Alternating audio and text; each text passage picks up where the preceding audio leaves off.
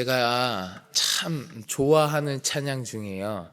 마음의 예배라고 하는 찬양이 있습니다. 마음의 예배라고 하는 찬양이 있는데 그 찬양의 가사를 참 많이 좋아하고 공감하면서 불렀던 찬양인데 그 찬양의 가사가 어떠냐면 제가 한번 불러드릴게요. 한번 들어보세요. 찬양의 열기 모두 끝나면 주 앞에 나와 더욱 진실한 예배 드리네 주님을 향한 노래 이상의 노래 내 마음 깊은 곳에 주께서 원하신 것 화려한 음악보다 뜻없는 열정보다 중심을 원하시죠. 주님께 드릴 마음의 예배 주님을 위한 주님을 향한 노래 중심 잃은 예배 내려놓고 이제 나 돌아와 주님만 예배해요. 아멘. 이런 가사입니다. 제가 참 좋아하는 찬양의 가사예요. 신앙생활 하면서 우리가 믿음 생활하면서 하나님께서는 우리의 마음의 중심을 보신다. 하나님은 그 중심을 보신다. 이런 이야기 많이 들어보셨을 겁니다. 말씀에도 여러 군데 나와요. 여러 군데에서 하나님께서 그런 말씀하십니다. 그 중에서도 우리가 아주 많이 접해본 말씀이죠. 사무엘상 16장 7절에 보면 하나님께서 이런 말씀하십니다. 사무엘 선지자를 향해서 하나님께서 말씀하시는데 여호와께서 사무엘에게 이르시되 그의 용모와 키를 보지 말라. 내가 이미 그를 버렸노라. 내가 보는 것은 사람과 같지 아니하니 사람은 외모를 보거니와 나 여호와는 중심을 보느니라 하시더라. 아멘. 이처럼 하나님은 주의 백성들이 겉으로 드러나는 그 모습만이 아니라 그 마음의 중심, 그 마음의 중심에 하나님을 향해 있느냐, 정말 진심으로 하나님을 잘 믿고 있느냐, 하나님을 경배하고 있느냐, 그런 것들, 우리의 마음의 중심이 어떠하느냐, 하나님은 그걸 참 중요하게 생각하시는 것 같습니다. 그래서 그런지 몰라도 오늘 본문에서는 예수님께서 바리새인들을 크게 꾸짖고 책망하고 계시는 모습을 우리가 볼 수 있었거든요. 그러면 오늘 본문에서 왜 예수님께서 바리새인들을 이렇게 책망하시는지 우리가 같이 좀 살펴볼까 해요. 여러분, 오늘 본문 말씀에 나오는 바리새인이라고 하는 사람들이 어떤 사람들입니까? 사람들의 눈으로는 정말 열심히 율법을 준수하는 대단한 사람들이에요.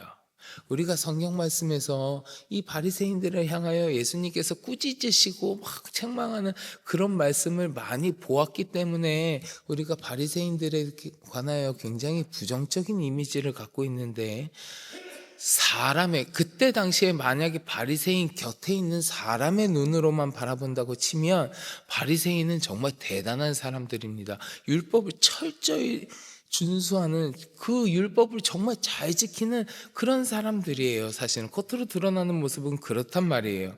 심지어요, 이 바리새인들이 얼마나 율법을 철저하게 준수하고 그것을 잘 지켰는지 오늘 말씀에 엿볼 수 있거든요. 여러분 42절 한번 보실래요? 우리 42절 말씀 한번 같이 봉독해 보겠습니다. 화 있을진저 너희 바리새인이여, 너희가 박화와 운양과 모든 채소의 11조는 들이되 공의와 하나님께 대한 사랑은 버리는도다. 그러나 이것도 행하고 저것도 버리지 말아야 할지니라. 아멘.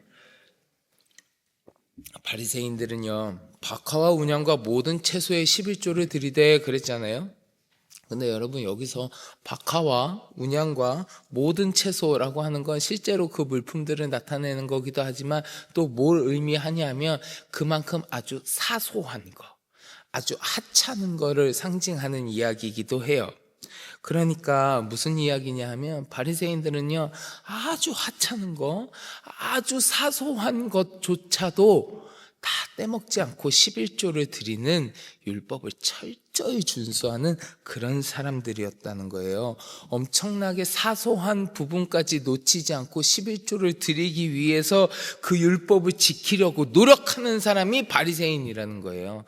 여러분, 우리가 살아가면서 우리가 정말 기쁜 마음으로 하나님께서 나에게 이미 주신 것들에 감사하는 마음으로 11조를 하나님 앞에 드리는데 그 11조를 드리면서 여러분, 물론 물론 우리 서산제일교회 성도 여러분들은 안 그러시겠지만 이 11조 드리면서 고민하는 분들이 있어요.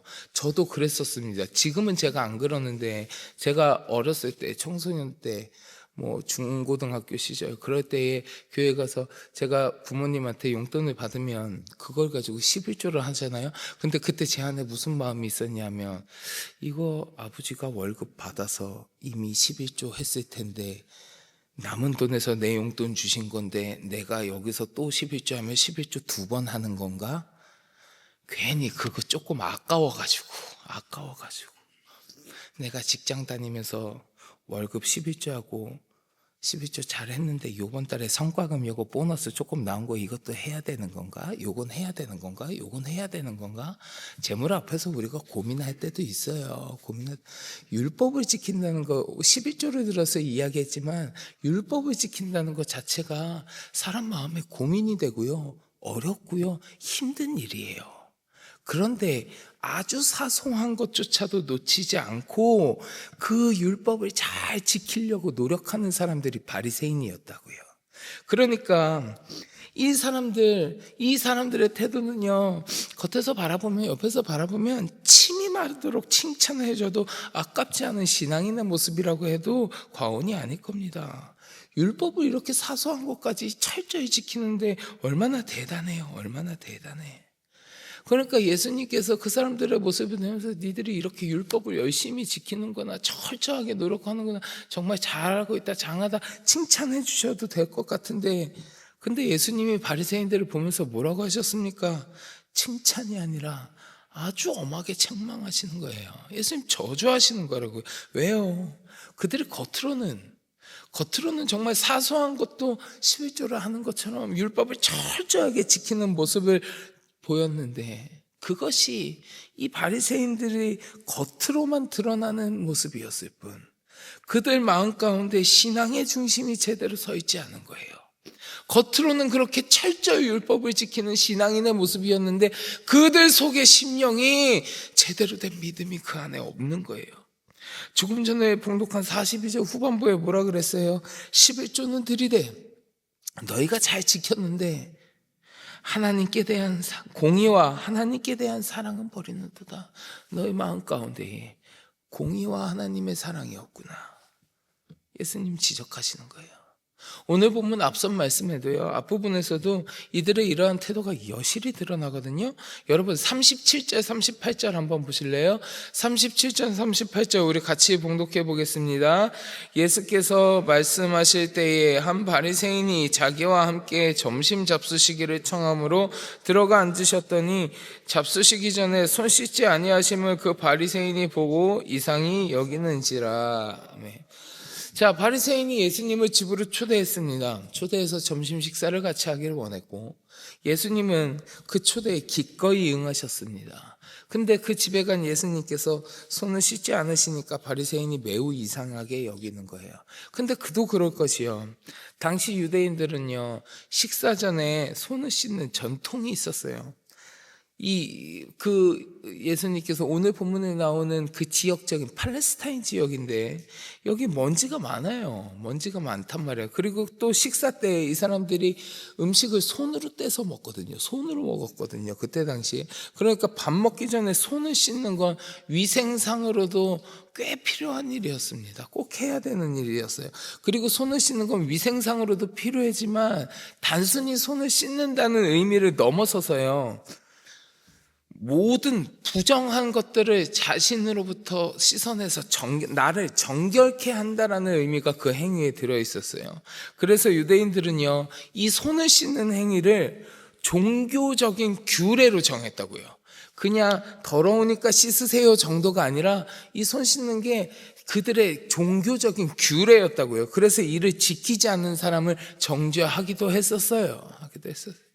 그래서 예전 유대인의 장로들 사이에서 유대인의 장로들 사이에서 구전으로 내려져 오는, 전승에 내려오는 내용을 기록한 책이 하나 있거든요. 미슈나라고 하는 책인데, 그 책에 보면요, 손 씻을 물의 양은 얼만큼을 해라, 씻는 건 어떤 방법으로 씻어라, 식사를 전후해서 손 씻는 그 정결의 규례만 해도 수십 개가 기록되어 있어요. 그러니까 이거는 그냥 단순히 더러우니까 씻는다를 훨씬 뛰어넘는 의미라고요. 어찌되었든 손을 씻는다는 거 아주 중요한 의식이었기 때문에 예수님을 자신의 집으로 초대한 바리새인은 이 예수님께서 이 규례를 지키지 아니하시니까, 예수님께서 이 규례를 잘 지키실 것을 당연한 것으로 생각했는데 예수님이 그리하지 않으시니까 이를 이상하게 여기는 거예요. 근데 예수님이 이러한 전통 규례를 지키지 않으시는 데는 그만한 이유가 있지요. 이유가 있습니다. 39절 보실래요, 여러분? 39절 같이 봉독하겠습니다. 주께서 이르시되 너희 바리새인은 지금 잔과 대접의 겉은 깨끗이 하나 너희 속에는 탐욕과 악독이 가득하도다.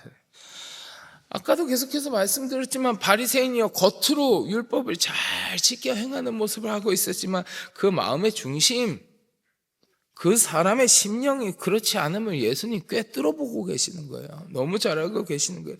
지금 네가 나를 초대해서 내어놓은 잔과 대접, 막 이렇게 손 씻는 규례들을 지키는 거, 모든 것들이 잘 지켜지고 깨끗한 것 같지만 너의 마음, 제일 중요한 네 마음의 중심, 거기에는 탐욕과 악독이 가득하다. 예수님은 이 바리새인의 겉모습이 아니라 그 중심을 꿰뚫어 보고 계시는 거예요.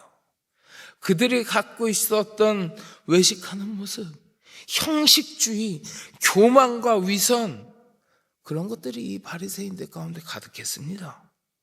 그래서 예수님은 그러한 형식적이고 외식하는 모습을 갖고 있는 그 신앙을 질타하기 위한 계기를 만드시기 위해서 전통 규례와는 다른 행동, 그리고 그를 바라보며 이상하게 생각하고 그것에 대해서 속으로 정죄하는 그 바리새인을 강하게 책망하며 저주하시는 거예요. 오늘 본문 전체에서 드러나는 바리새인들의 외식하는 모습 세 가지, 오늘 본문 전체에서 세 가지가 드러나요. 그거 정리하면 이래요. 첫째, 바리새인은 그들 신앙의 내면보다 형식에 치우쳐져서 율법의 정신인 공의와 사랑을 저버렸어요. 둘째, 교만해서 높은 자리에 올라 다른 사람들에게 칭찬받고 그 사람들을 위해 군림하는 것을 기뻐했습니다. 마지막 셋째, 다른 사람에게 겉과 속이 다른 가증한 위선을 행하는 모습을 갖고 있었습니다. 그래서 이 바리새인들을 아주 강하게 책망하시면서 예수님 마지막으로 한 말씀 하시는 겁니다. 우리 오늘 보면 44절요. 44절 같이 봉독해 보겠습니다. 화 있을진저 너희여, 너희는 평토장한 무덤 같아서 그 위를 밟는 사람이 알지 못하느니라. 예수님께서 말씀하시죠. 그토록 위선적인 너희 바리새인들아, 겉과 속이 다른 너희 바리새인들아, 너희는 평토장한 무덤과 같은 자들이다 라고 이야기하시는 거예요. 여러분, 평토장한 무덤과 같은 사람이다라는 건요, 대단한 저주의 이야기입니다. 굉장한 저주의 이야기예요. 왜냐하면 평토장한 무덤이 뭡니까? 무덤이 우리가 이렇게 봉분을 쌓잖아요.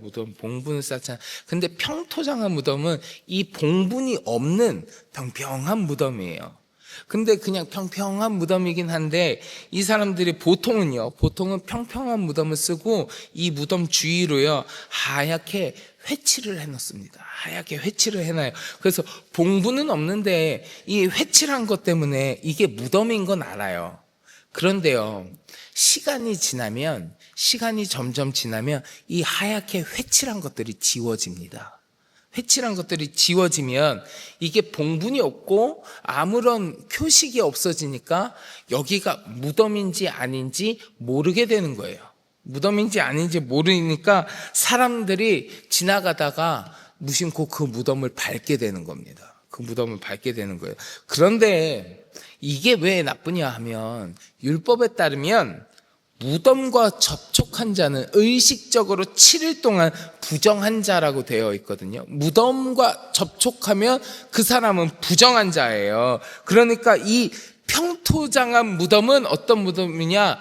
이 사람들이 부지 중에 부정한 사람이 되도록 만들어내는 그런 존재라는 거예요. 겉으로는 아무런 티가 안 나는데 속으로는 그 무덤이기 때문에 사람을 부정하게 만들어버리는 그런 존재다. 그런데 예수님이 지금 이 바리새인들을 이 무덤과 동일시하면서 책망하시는 거라고요. 너희 그런 존재야. 너희는 겉과 속이 달라서 속은 썩고 부패하였는데도 겉으로는 아무렇지도 않은 것처럼 가장해서 너희가 다른 사람들을 부정하게 만드는 너희는 그런 존재들이다. 예수님께서 저주하시는 거라고요.